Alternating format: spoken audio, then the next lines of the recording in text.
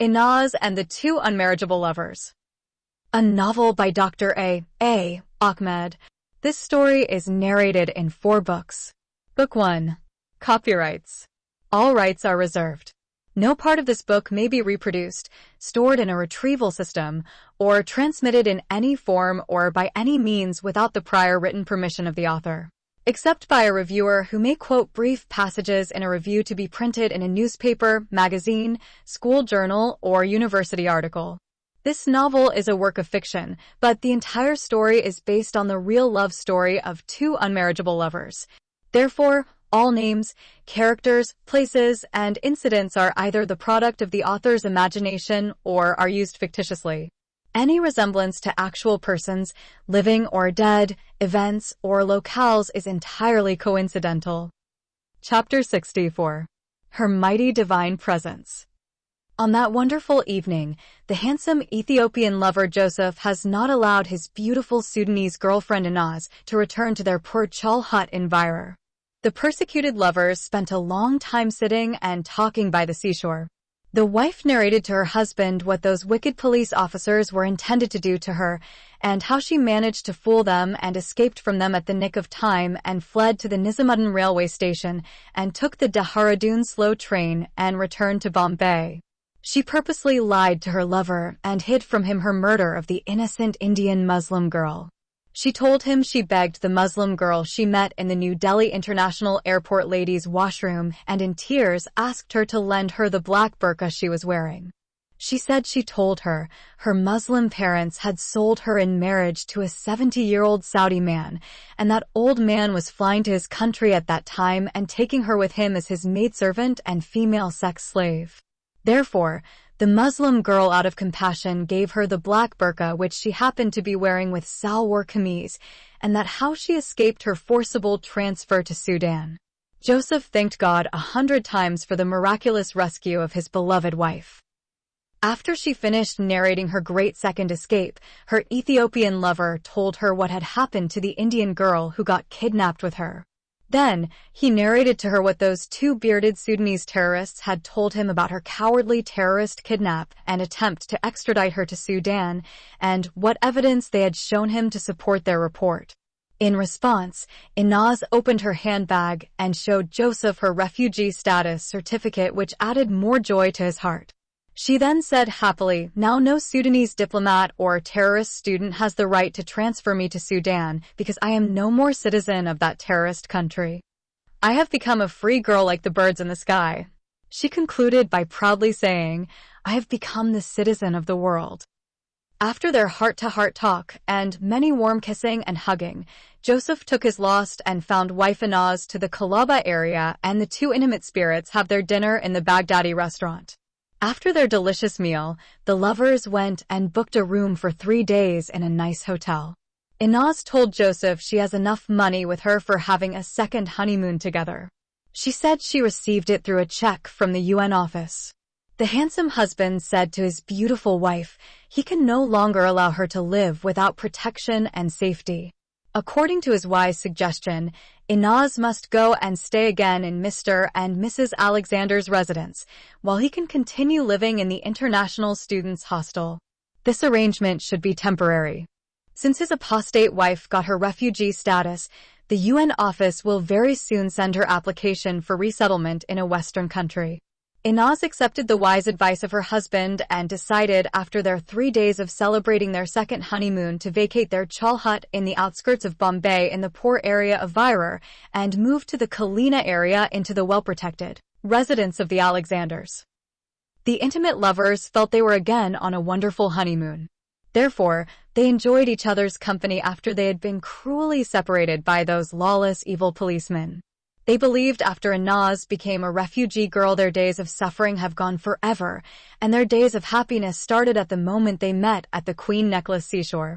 They concluded that no power or authority in the whole world can set them apart again. They renewed their marriage vow and sealed it with their kisses and passionate lovemaking. Joseph informed Inaz how the Sudanese Muslim students had made fun of him and harassed him after their so-called great victory over the despicable apostate Sudanese girl. They also mocked the Lord Jesus Christ. They said their exalted Allah is greater than the little god the apostate Inaz and her infidel Christian husband are ignorantly worshipping as their god. Some of them told him on his face to tell Jesus, whom he believes to be his God, to bring his apostate Sudanese wife from the ghost house in Khartoum back to Bombay to him, or resurrect her from her grave in Sudan and bring her to India. Then they said if Jesus can do such an impossible miracle, then they will leave their Allah and worship him. They also called Inaz with so many filthy words that no decent person would agree to repeat them. They also believed that she is going to be put to death for her abominable deeds of becoming an apostate and marrying an infidel filthy Christian man like him.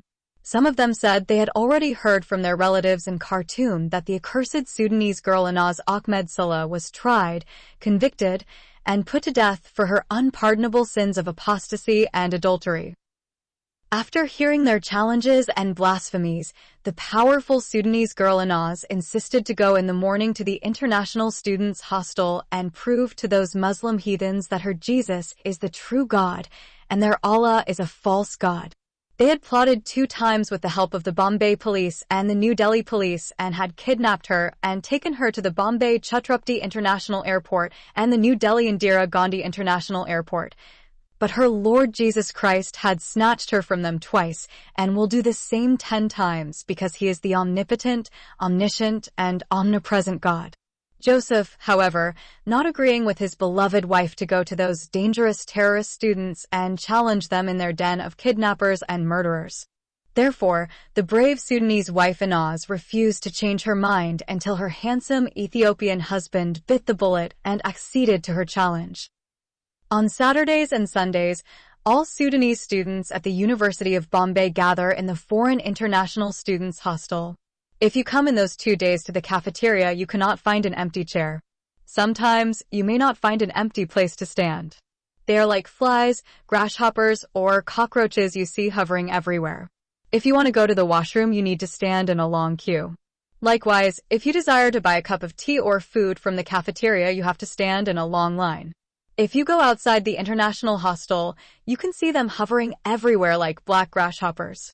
They tease every pretty young Indian woman who passes in front of the hostel. They brought with them all their bad habits, which they picked up in their male-dominating Muslim country. They sit idly and chat all day long until 6 o'clock in the evening. After that, they begin to go in groups to the Kalaba area. Likewise, when they reach there, they gather in front of the Arab restaurants and chat and gossip until midnight. On that particular Saturday, their routine has changed when the so-called despicable apostate Sudanese girl Inaz Ahmed Salah walked in front of them, while her extremely beautiful Ethiopian husband Joseph is holding her by her waist. If one of them has not seen her with his own eyes, and if another has seen her and then reported to him her sudden manifestation in the cafeteria, he will not believe it. Even if he has to swear 10 times by placing his right hand on the Holy Quran, he will not believe him. They could not believe their eyes that the accursed Sudanese apostate girl Inaz has come in flesh and bones inside the International Students' Hostel while holding hands with her uncircumcised Christian husband. Who can believe them even if they have to swear by their exalted Allah and invoke the name of their infallible Prophet Muhammad? You can hear a pin dropping in the cafeteria. Before the mighty presence of the accursed apostate girl and her infidel husband, those Sudanese students were shouting to hear each other. Everyone has been struck with paralysis and his mouths have become speechless and ears deafened. 2 African foreign students from Kenya who are friendly with Joseph stood from their chairs and requested the beautiful Sudanese wife and her handsome Ethiopian husband to occupy their seats. Inaz flashed them with a smile and sat first, and then her handsome better half seated himself close to her. In the twinkling of an eye, the cafeteria has become empty except for a few other foreign students. The mighty divine presence of the apostate Sudanese girl has become like the light, which chased out all the demons of darkness. Chapter 65. The Unexplainable Mystery. The 2 intimate lovers spent approximately 10 minutes inside the cafeteria and left. While emerging out of the hostel of the foreign students, Inaz has been called every filthy word in the Arabic language by those children of the devil.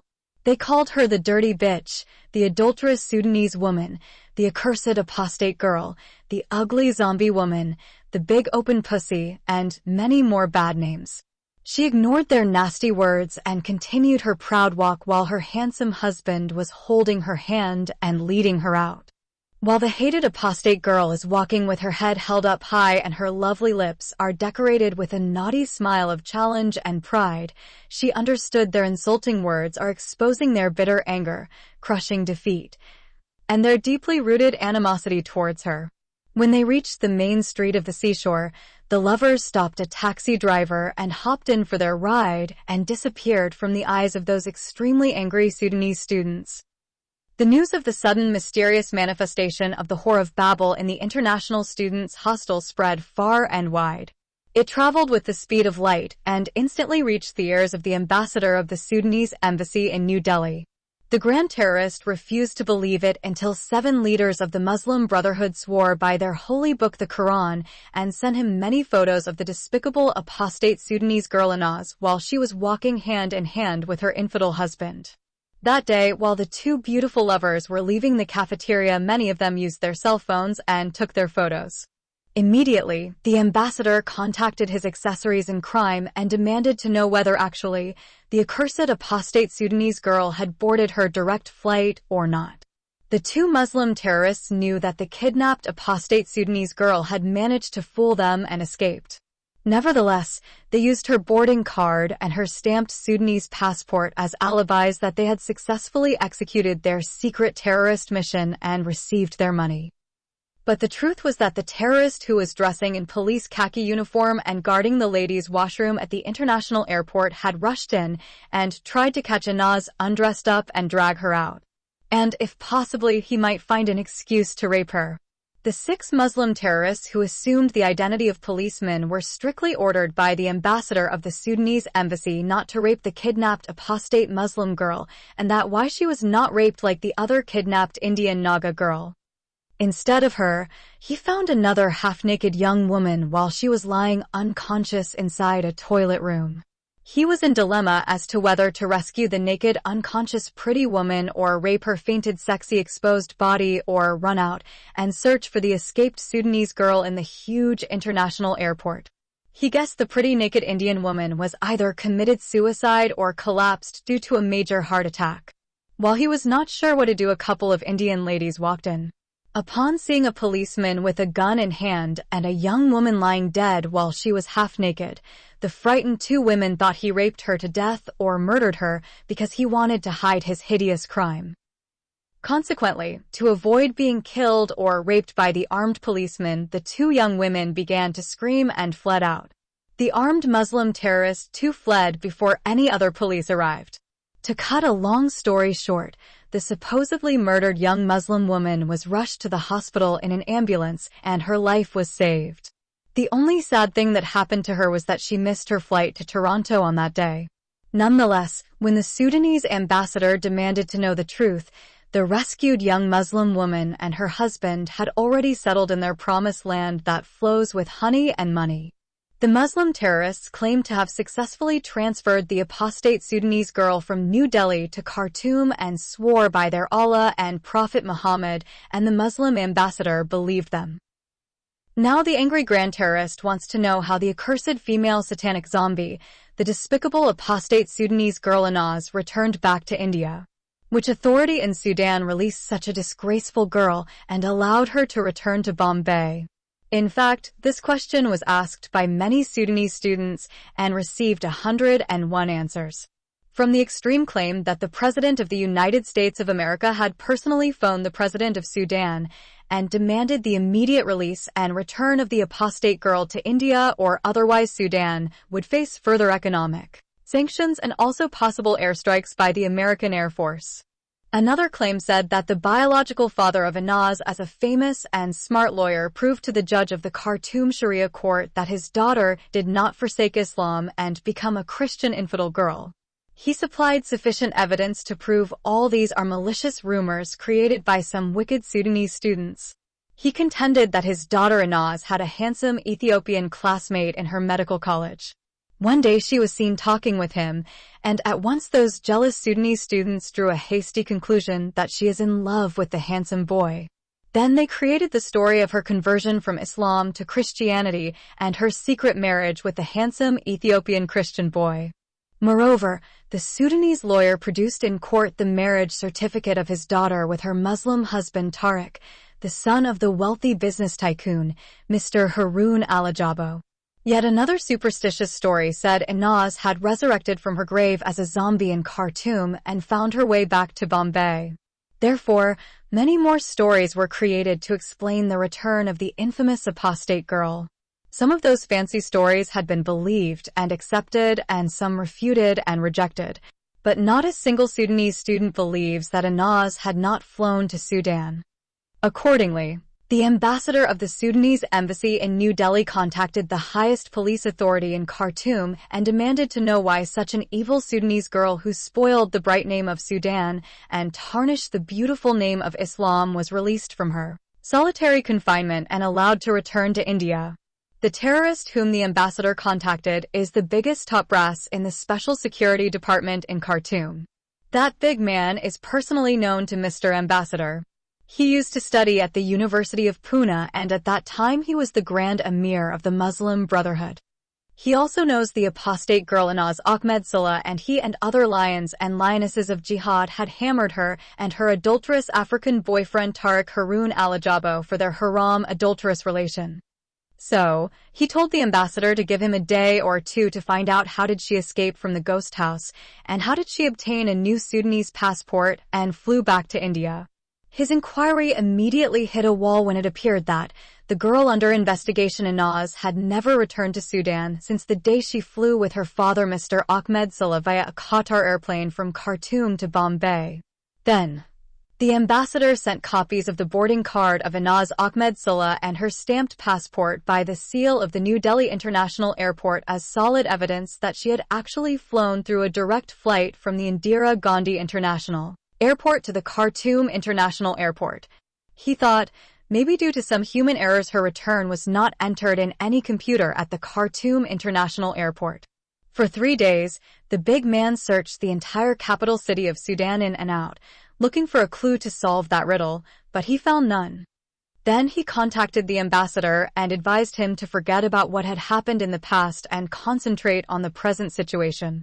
He said to him, the accursed Sudanese apostate girl at present is in Bombay and not in Khartoum. Therefore, you have to direct your attention and your efforts towards recapturing the despicable and adulterous female traitor Inaz Ahmed Saleh and find another way to deport her to me personally to Sudan. He then swore by his exalted Allah and his infallible Prophet Muhammad and the honor of his Arab tribe, the day he lays his eyes on her accursed face, she cannot survive for a few seconds. He will flay her skin alive and burn her filthy and defiled raped body with unquenchable fire. Chapter 66. The Scandalous Story of the Sad Man. In the midst of the confusion, complexity, and the 101 stories about the mysterious reappearance of the so-called accursed zombie and apostate girl, suddenly a big man arrived from Sudan and overnight changed the defeat of the Sudanese Muslim students into victory and celebration again. Each and every student offered a prayer of thanksgiving to his Allah and exceedingly rejoiced and celebrated the new triumph from the rooftops. For all of them know, he is the only man in the whole universe who can rid them once and for all from the accursed adulterous Sudanese girl who did so much damage to their beloved country and beautiful religion.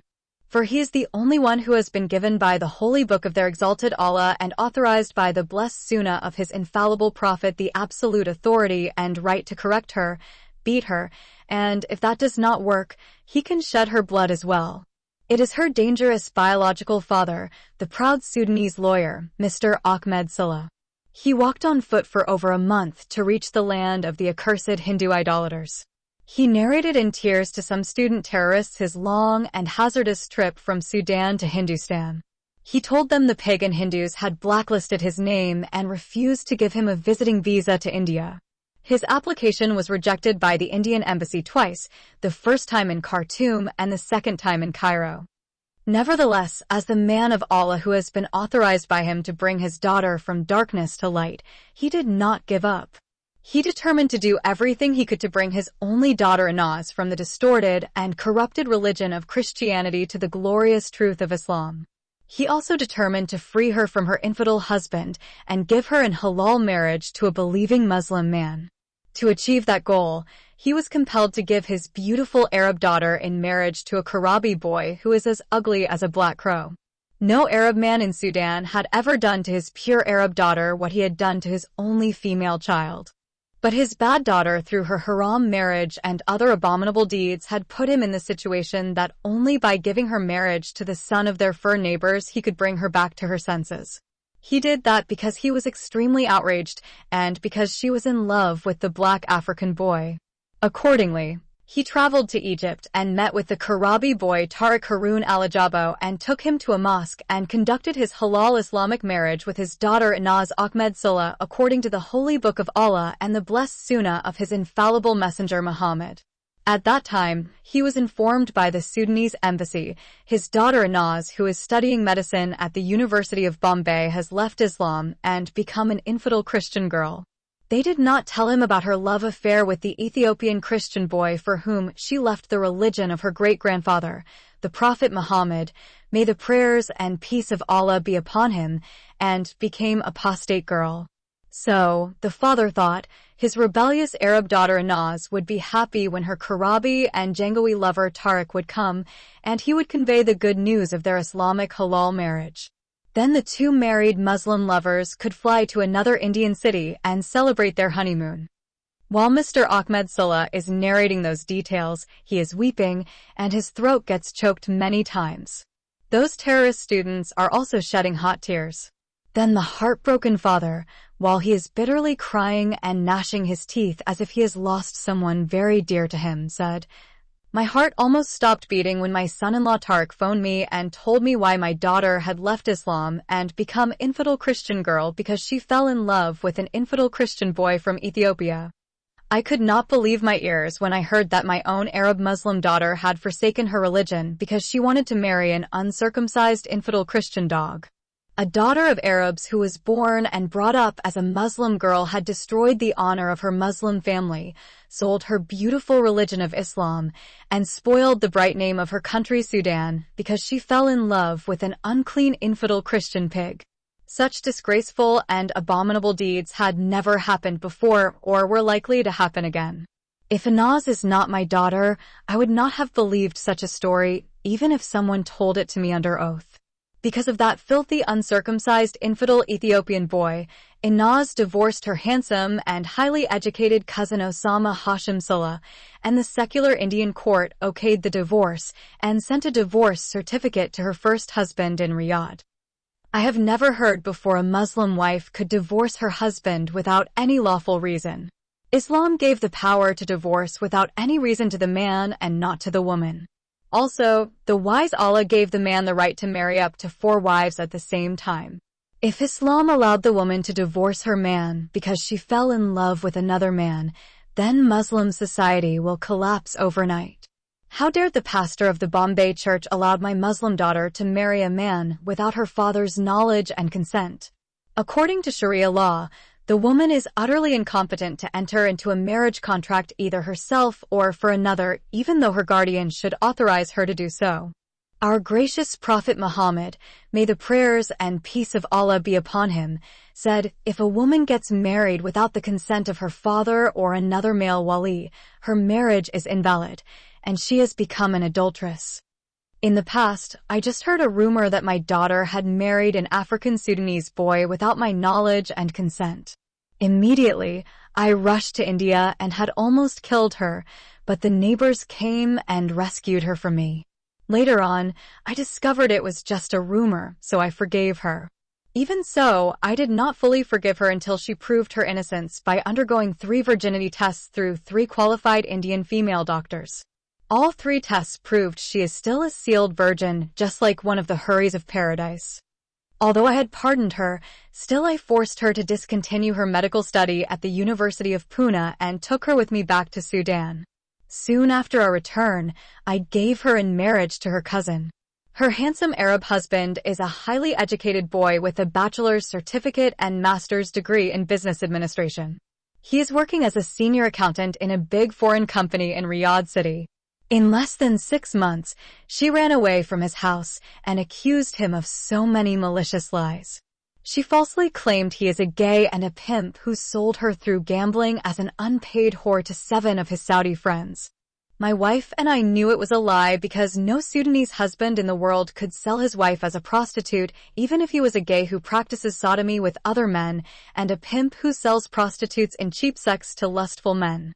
The Sudanese man, no matter what low level he has become in life, he will never agree to give his wife or daughter or sister to other men for committing adultery with her, even if they proposed to give him $1 billion American or tempted him by all the treasures of this fleeting world. After that, my rebellious daughter Inaz escaped from her first lawful Muslim husband Osama and returned to Sudan. Once again, her mother and I had beaten her and locked her up in a dark room in our house for a long time until her devils left her head. She cried and begged us to forgive her and give her one last chance. As good and kind parents, we agreed to forgive our only daughter. It was me as an educated Muslim father who suggested to my illiterate Arab wife to send our only female child again to India and give her another chance to finish her medical education. I knew she was an extremely intelligent girl and hence did not want such a great mind to be wasted by sitting idle at home. My wife stood strongly against my suggestion. She said that experience taught us that Inaz is not capable of leading a good life and always making wrong choices whenever she stayed away from her parents. The objection of my wife and her words sounded convincing. Still, I said, we must grant her one last chance. Today, I am regretting my decision and blaming myself for not listening to the wise advice of my good Arab wife. Because of the problem Inaz faced in Pune city before, I decided to shift her to Bombay University. By doing that, I had lost the $15,000 I had paid to her medical college at the University of Pune. I paid $25,000 for her new seat at the best medical college at the University of Bombay and all other universities in India. I thought that Inaz would see how much her father loved her and hence lead a good life and concentrate on her medical education. Before I returned to Sudan, I made her swear by the Holy Quran and the honor of her proud Arab family that she would not put her righteous Sudanese parents in shame again. I told her she should always read her Holy Quran and pray to her exalted Allah 5 times in the day. She should also fast during the holy month of Ramadan and stay away from bad company. I specifically warned her against falling in love with any boy again, no matter how he is rich or handsome. I knew in the past she fell in love with a Karabi boy who is as ugly as a black crow because his fur father is one of the richest 5 businessmen in Khartoum. I heard that now she fell in love with an extremely handsome Ethiopian Christian boy who is called by other Sudanese students the beautiful white Indian peacock and our prophet and Sayyidina Yusuf al-Jamil. In the past, she had coveted the wealth of the ugliest boy I had ever seen in my life, and at the present, she is lusting after the marvelous beauty of the boy whom the Sudanese students said the most beautiful boy that he ever created by God. My daughter, just like the devil who tempted Adam and Eve and led God to kick them out of his paradise. She is after all a woman, and our gracious Prophet Muhammad said the woman comes in the form of Satan and retreats in the shape of the devil. But my beautiful daughter had no excuse to do what she had done in the past or at present. Her first Arab husband Osama is the most handsome and highly educated boy in her tribe and is also working as a senior accountant in a big company in Riyadh City. Her Muslim father is one of the most famous, successful, and rich lawyers in Khartoum, and her mother is one of the most beautiful Arab women in the Shajia tribe in Sudan. At any rate, my daughter Inaz had promised she would neither fall in love again with any boy nor be friends with any girl. I agreed for her to come and spend with her family 2 months in Sudan during her summer vacation. Unfortunately, in a few months, my rebellious Arab daughter Inaz forgot everything I had told her and fell in love with a handsome Ethiopian boy. Worse than that, he is an uncircumcised infidel Christian pig. For his sake, she threw behind her back all her Arab family's good morals and Islamic religious virtues. She agreed to become an apostate Muslim girl and enter a Christian church, changed her name and her father's name, and married an uncircumcised kafir. From Inaz Ahmed Sulla, she became Mary Joseph Abraha. Such abominable deeds even a Muslim prostitute girl will not agree to do if any man has to give her all the treasures of the world. Inaz has covered the head of her mother with dust and ashes and filled the mouth of her father with disgrace and shame. Her sinful deeds of apostasy and adultery have brought dishonor to her proud Arab family and spoiled the bright name of her country, Sudan. After that, the heartbroken father narrated how he walked for thousands of miles from Pakistan to India in order to reach his apostate daughter and severely punish her for her abominable deeds of apostasy and adultery. He concluded his long tale by saying, "I swear by the Holy Quran and the honor of my proud Arab family, if my rebellious daughter refuses to rebuke Satan and denounce her abominable apostasy and reconvert to Islam and leave her infidel husband, I will kill her by my hands. Before I slay her, I must open her womb with a big knife and take out the haram baby and dash its head against the wall. Then I will cut her dirty and defiled body into bits and pieces and kill her uncircumcised, filthy infidel Christian husband too. However, if my apostate daughter agrees to repent and utter the Islamic Shahada again, I will take her to an Indian Muslim female doctor and get her illegitimate baby aborted and then immediately fly her back to Sudan." Chapter 67. The Islamic Open Door of the Foreign Students in Bombay. In the meantime, the proud Sudanese lawyer, Mr. Ahmed Sulla, became the center of attention to all Sudanese Muslim students in Bombay. Everyone wants to come and meet such a heartbroken father and console and comfort him in his suffering, sorrow, and bad misfortune. They came in the group of 5s and 10s and condoled him for the loss of his Muslim apostate daughter Inaz. They are just waiting for him to finish her last rites by burying her in a grave. For them, she is not just a useless gone case, but a despicable and adulterous apostate girl who should be killed and overkilled. They want her to be buried in the ground up to her neck and stoned to death by all of them, including her father. During the time of preparing for her assassination and funeral, her proud Arab father is staying in the Muslim Brotherhood's open door. The Islamic Open Door consists of a group of 5 apartments rented and run by the leadership of the Sudanese Muslim Brotherhood of the University of Bombay. The Open Muslim Door is like the free-of-charge Sudanese Christian hotel in New Delhi. The only difference, the guests of the Bombay Muslim Open Door receive 3 free meals in the day. The most important condition for getting admission to that Islamic charity center, the guest has to be male, Muslim, and Sudanese. The Sudanese Muslim girl is a non grata entity in the free Muslim Open Door. Other requirements: he must be a man of prayers and knows some Quranic verses and surahs by heart and a member of that dreadful terrorist group of the Muslim Brotherhood. The last condition is not imperative. Very often other Sudanese Muslim boys were accepted though they were not members of the terrorist group. Those boys, however, will soon be brainwashed and initiated in the religious order. Mr. Ahmed Sulla is one of those Sudanese who have been given shelter in the Islamic Open Door, though he is not a member of the terrorist group of the Muslim Brotherhood. Also, he is the only guest who is provided with special facilities and privileges not available for other guests. He has been given a room and served food in his private chamber. Other guests are stuffed like eggs in boxes or sardines in tins in the other rooms. They also eat their free meals in big groups.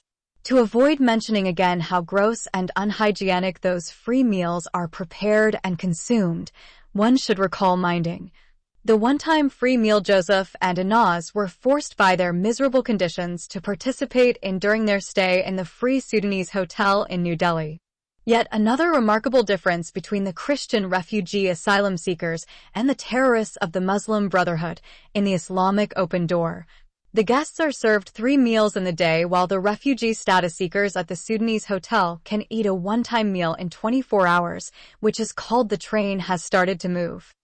Before he got invited to come and live and eat freely in the Islamic charity home, the Sudanese lawyer used to stay in a cheap motel in the Kalaba area. The motel was teeming with Arab pedophiles and notorious male womanizers and Indian hookers. 2 members of the Muslim Brotherhood found him roaming near the Taj Mahal Hotel. When they meet abroad, the Sudanese treat each other as real blood relatives. Therefore, after warmly greeting him and conversing with the gentleman for a short time, The two Muslim brothers made the greatest discovery in the history of the Sudanese students in India. That great discovery would soon turn the city of Bombay upside down and make every Sudanese student rejoices and celebrates the new victory over the despicable apostate girl Inaz Ahmed Saleh. It has been announced from the rooftop of every Sudanese Muslim student's apartment that the father of the contemptible apostate girl Inaz has come all the way from Sudan to Hindustan and is desperately looking for her to slay her as an unclean infidel apostate. On the same day, the dangerous Sudanese Muslim father was moved from the place of vice to the house of virtue. Thereafter, every day, the unfortunate Muslim man received many visitors. After hearing his long, scandalous story, all Muslim students believed that no human being has gone through so much suffering and grief than the father of the apostate girl Inaz. Even the Prophet Job had not been so much afflicted by Satan as the father of the despicable girl endured. Why did the good Allah allow Satan to torture such a righteous Muslim man as Mr. Ahmed Saleh? Although many of them asked each other that question, none of them could find an answer for it. The Islamic open door became like the house of mourning of someone who has lost a very dear relative. In actual fact, those Sudanese students have hidden agenda. They want to instigate the Muslim father of the despicable girl Inaz and drive him into the spirit of jihad so that he can carry out the commandment of the Prophet Muhammad on his apostate daughter. They all know that their infallible Prophet Muhammad said, "Whoever changes his religion, kill him." But the extremely angry Sudanese lawyer does not know where to find his apostate daughter and kill her. He discovered that all the Sudanese students he met are helpless in this regard. None of them has claimed to know where she is staying or hiding. After the brave Sudanese girl Inaz came with her handsome infidel husband and challenged them in their unholy sanctuary of the foreign students, they do not know where she went and where she is staying. They were astonished when the beautiful Joseph returned alone to the international students' hostel and resumed his residence as before. Some of them followed him to his medical college but did not see his wife Inaz there. Where is he hiding her? Why aren't the two of them living together as husband and wife? Has he so soon divorced his beautiful and sexy Sudanese wife, or has she left her handsome Ethiopian husband and fell in love with another filthy rich foreign boy? For 1 week they carefully monitored Joseph's movements, but they did not see him meeting with Inaz. The search for the infamous and apostate Sudanese girl Inaz went on for 3 weeks without any success. The 1,400 Sudanese Muslim students would have never known the hiding place of the accursed apostate girl if not for a female Christian traitor in the church has disclosed it to them. She is the adulteress and the sex partner of the despicable boy Khalid Mamun Alajabo, the cousin of Tariq Haroon Alajabo. Mary Akal found out through some Indian Christian believers that the Muslim apostate girl, for her safety and protection, is staying in the well-protected residence of Mr. Vijay Alexander. She at once informed her sex master, and that slave trader proclaimed the great discovery all over the city of Bombay. But soon, that great discovery became a great disappointment. It appeared that the residence of the Alexander family is guarded around the clock by armed security guards. Moreover, Mr. Vijay Alexander and Mrs. Mary Alexander have their armed bodyguards. So, anyone who wants to reach Inaz has to go first through those armed security guards and bodyguards. Inaz herself does not step out of her protective custody without the company of the Alexanders and their armed guards. All Alexander's cars are bulletproof. Also, Mr. Alexander is always carrying with him 1 or 2 of his licensed firearms, such as a revolver, assault rifle, submachine gun like AK-47 Kalashnikov, and the like. While the terrorist students are trying to find a way to enable her dangerous Muslim father Mr. Ahmed Saleh to penetrate through that fortified residence and reach his apostate daughter and slay her, some drastic changes in the life of Inaz and Joseph took place. The good Christian woman Mrs. Mary Alexander came out with an idea to solve the disagreement between the church leadership and Joseph and Inaz.